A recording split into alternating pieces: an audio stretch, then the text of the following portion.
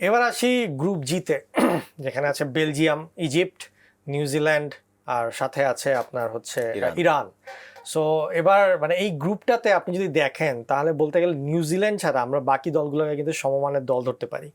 New Zealand naturally সবসময় দেখা যায় যে যেহেতু তারা একটা কম্পিটিটিভ এনভায়রনমেন্টে ফুটবলটা খেলে না, নিজেদের যে মহাদেশ ওশেনিয়া মহাদেশে তারা সবসময় দেখা যায় যে মানে খর্বশক্তি দলের সাথে খেলে জিতে ওয়ার্ল্ড কাপে চলে আসছে, আর কেউ কম্পিটিটিভ নাই। তো সেই ক্ষেত্রে হুট করে এরকম টপ লেভেলের টিমের সাথে খেলতে আসলে তাদের কিন্তু বড় বড় ব্যবধানই হারে।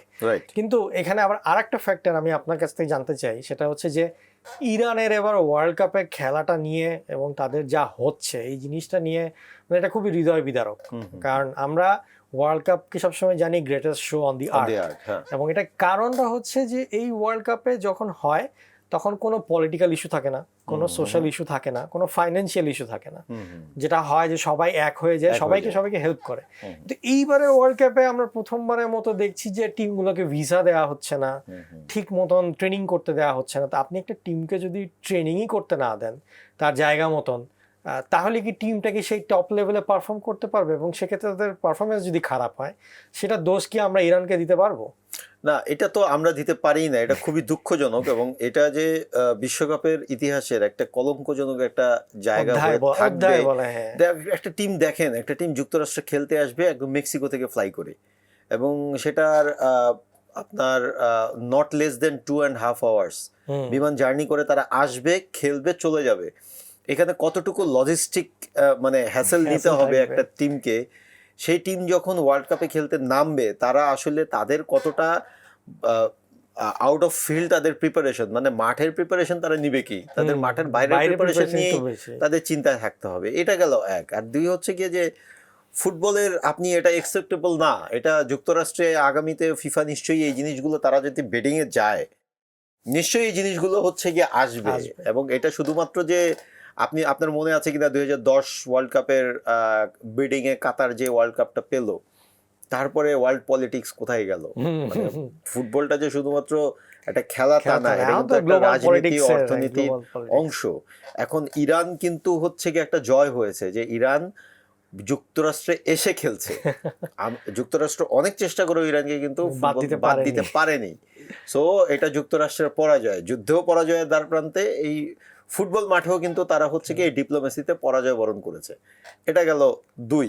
আর 3 যদি বলি, ইরানের আসলে এই বিশ্বকাপে হারানোর কিছু নাই। আপনি যে নিউজিল্যান্ডের কথা বললেন না, আমার মনে হয় ইরান এইবার মানে রাউন্ড অফ 32-তে খুব ভালোভাবেই পার হবে। যদি রাউন্ড অফ 16-এ উঠে যায় অবাক হওয়ার কিছু নেই। আপনি ইরানের ফুটবলারদের মধ্যে দুটা জিনিস কাজ করে। আপনি যদি ধরেন একজন ক্রিকেটার যখন হচ্ছে গিয়ে এরকম, মানে ক্রিকেট দিয়ে উদাহরণ দিচ্ছি, ধরেন ক্রিকেটার যদি হচ্ছে গিয়ে এরকম একটা সিচুয়েশনে যায় যে ওয়ার্ল্ড কাপ খেলছে, তার ওয়ার্ল্ড কাপের টিমে এই করলে কিংবা তার ম্যাচটা জিততেই হবে, জিতলে তার আসলে না জিতলে কোনো অসুবিধা নেই, মানে পুরোটাই উইন উইন সিচুয়েশন। জিতলে হচ্ছে গিয়ে সে তার একটা মানসিক শান্তি পাবে, এটা অর্জন। এই অর্জনটা আপনি টাকা দিয়ে মাপতে পারবেন না। ঠিক এবারের ওয়ার্ল্ড কাপটা ইরানের এটাই, এটাকে তারা $21 মিলিয়ন পাবে না, কত পাবে, হোয়াট এভার ইট ইজ।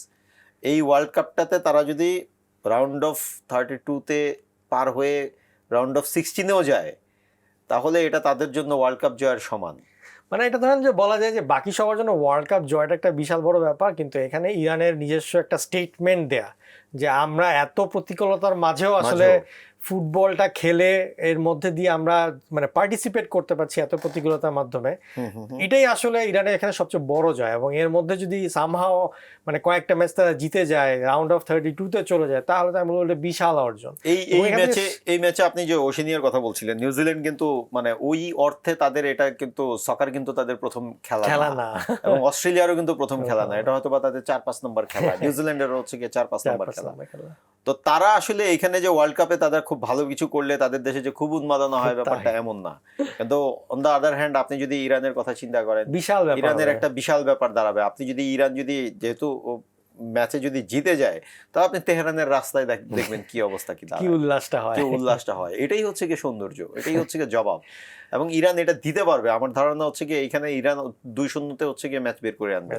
নিউজিল্যান্ডের প্লেয়ারদের কিছুটা ফিজিক্যাল অ্যাডভান্টেজ থাকবে, বাট তারা যেই ওয়েদারে অভ্যস্ত, যে ধরনের ওয়েদারে সেই ওয়েদার কিন্তু এখানে সেই পাবে ওয়েদার না। কিন্তু এখানে নেই। তাই খেলাটা খুব সম্ভবত হচ্ছে কি আপনার লস অ্যাঞ্জেলেসে খেলা হচ্ছে জি এই মুহূর্তে। নাতিশীতোষ্ণ লস অ্যাঞ্জেলেসে মোটামুটি খুব যে বলা যায় যে হচ্ছে গিয়ে ইয়াদা, কিন্তু ওইখানে নিউজিল্যান্ড যে উইন্ডের মধ্যে হচ্ছে গিয়ে তাদের প্লেয়ারদের বসবাস কিংবা হচ্ছে গিয়ে তারা যেই ওয়েদারে কন্ডিশনে থাকে সেখানে কিন্তু তারা এখানে স্ট্রাগল করবে। যদিও তাদের বেস ক্যাম্পটা তারা অনেকদিন ধরে করছে, কিন্তু আমার মনে হয় না যে হচ্ছে গিয়ে নিউজিল্যান্ডের প্লেয়াররা আসলে, হ্যাঁ তাদের এক্সপিরিয়েন্স প্লেয়ার আছে, ডিফারেন্ট কন্ডিশনে তারা হচ্ছে গিয়ে লিগগুলো খেলে, okay fine, but world cup is different atmosphere. এই জায়গায় আসলে একটা মানসিক ব্যাপার তো মাঠের মধ্যে কাজ করে।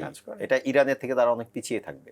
আমার ধারণা 2-0 এগিয়ে থাকবে ইরান। আচ্ছা, আর যদি ধরেন যে এই গ্রুপেরই আরো দুইজন, বেলজিয়াম আর ইজিপ্ট, একটা সেরা খেলা হবে। একদিকে বেলজিয়ামে হচ্ছে কেভিন ডি ব্রুইনে, অন্যদিকে ইজিপ্টে হচ্ছে আপনার মোহাম্মদ সালাহ। সো এই ম্যাচটাকে আপনি কি মনে হচ্ছে? তার আগে একটু ইরানের কথা আর একটু বলি। ইরান নিয়ে কিন্তু এবার বাংলাদেশের মানুষের মধ্যে একটা বিশাল উন্মাদনা আছে। এটা কিন্তু ধরেন নানান কারণেই, আর ভেঙে না বললাম, এই উন্মাদনাটা কিন্তু আপনি এই ম্যাচে নট অনলি বাংলাদেশ, এটা কিন্তু all around the world. Even তো আপনি ইউএসএ তে লস অ্যাঞ্জেলেসে ওই ম্যাচেও দেখবেন যে প্রচুর ইরানি সাপোর্টার পাবেন। তারা কিন্তু ইরানের না, তারা দেখবেন হচ্ছে গিয়ে আমেরিকায় হয়তো বা হচ্ছে গিয়ে কোনো কাজে থাকে কিংবা কোনো কারণে থাকে।